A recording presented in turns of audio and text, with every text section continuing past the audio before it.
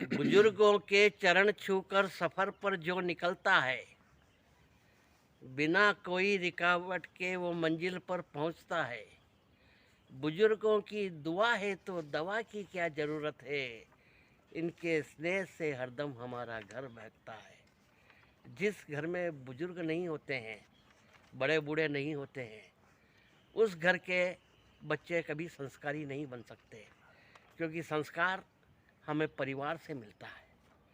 America ने चाहे कितनी ही आर्थिक उन्नति कर दी हो, परंतु वहाँ परिवार टूट गया। जब परिवार टूटा तो संस्कार नहीं मिले, और सबसे ज़्यादा डिप्रेशन और आत्महत्याएं अगर यहाँ होती है तो अमेरिका में होती है। और हमारे हिंदुस्तान में आज भी परिवार नाम की संस्था जीवित है। कुटुंब और कबीला जिसमें हम रहा करते हैं, वो हमारी संस्कार की पाठशाला होती है।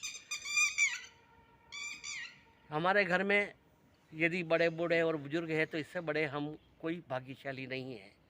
हमारे बुजुर्गों के पास में, हमारे पास में चाहे समय हो या नहीं हो, कम से कम 10 या 15 मिनट अकारण ही हमें हमारे बड़े बूढ़ों बुजुर्गों के पास में बैठना चाहिए और उनसे चर्चा करना चाहिए।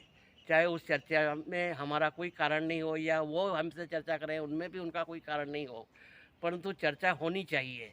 उससे क्या होता है कि हमें संस्कार मिलते हैं और बुजुर्गों को हमारा प्यार मिलता है। एक महिला बहुत ही वृद्ध हो गई और बीमार रहने लगी। डॉक्टर ने बता दिया कि अब ये अंतिम समय है इनका, दवाइयाँ इनके ऊपर कोई कसर नहीं कर रही है, इनकी सेवा करवाओ जब तक ये जीवित रहे।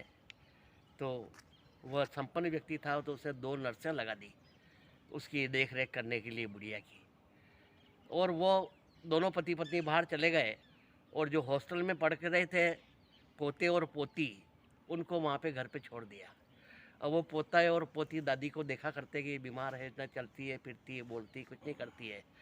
तो पोता और पोती जाकर के दादी के पास में खेलने लग गए, उससे बतियाने लग गए। तो नर्सों ने कहा कि इसे डिस्टर्ब मत करो, ये हमारी कस्टडी में है। तो उन्होंने सुन लिया दादी ने, तो उसने कहा नर्सों से कि भाई ये हमारे पोते पोती है, इनको परेशान मत करो, मेरे पास में आके खेल रहे हैं, बात कर रहे हैं तो करने दो।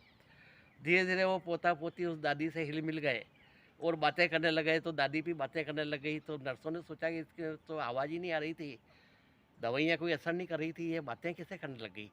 तब उन पोता पोती ने कहा कि हम हॉस्टल में खाना खाते थे, हमको अच्छा नहीं लगता था, हमने सुना कि आप बहुत अच्छा भोजन बनाती हैं, तो हमको आपके हाथ का भोजन करना है। तो अचानक उस वृद्ध महिला में हिम्मत आई और नर्सों से कहा कि मैं कोई पोतों पोतियों के लिए भोजन बनाना, आप मेरी सहायता करो। तो नर्सों ने उसकी हेल्प करी। उन्होंने बैठ करके अपने बच्चों को, पोते पोतियों को अपने हाथ से खाना खिलाया। और फिर उसके बाद में जब भोजन किया तो उन्होंने कहा कि दादी हमारा तुम्हारे साथ में खेलने को मन होता है। तो वो दादी उनके साथ में खेलने लगी और धीरे धीरे वो अपनी सब बीमारी भूल गई। न तो उसको अब दवा असर क्या करे, दवा की ज़रूरत ही नहीं पड़ रही, क्योंकि उसमें ज़िंदा रहने की इच्छा पैदा हो गई कि मुझे मेरे पोते पोती है, उनसे मुझे प्यार मिलता है और मुझे उनको प्यार देना है, इसलिए मैं ज़िंदा रहना चाहती हूँ। तो सबसे बड़ी यदि जीवित रहने की दवा है तो वो जिजीविषा है।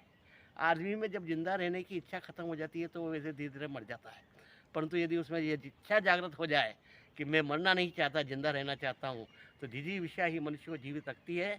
और यदि जिजीविषा जिंदा हो जाती है तो उसे न तो कोई दवा की ज़रूरत होती है, न किसी की ज़रूरत होती है, वो वैसे ही स्वस्थ हो जाता है। तो सबसे बड़ी दवा जो है वो ये है कि हमारे परिवार का प्यार दादा दादियों को पोता पोतियों का मिले, पोता पोतियों को दादा दादी का मिले, तो वही जीवन सफल हो जाता है। और वहाँ पे परिवार संस्कार की पाठशाला हो जाती है और जीवन धन्य हो जाता है। इसलिए हमें हमेशा बुजुर्गों की, हमेशा उनकी सेवा करना चाहिए, उनसे मिलना चाहिए।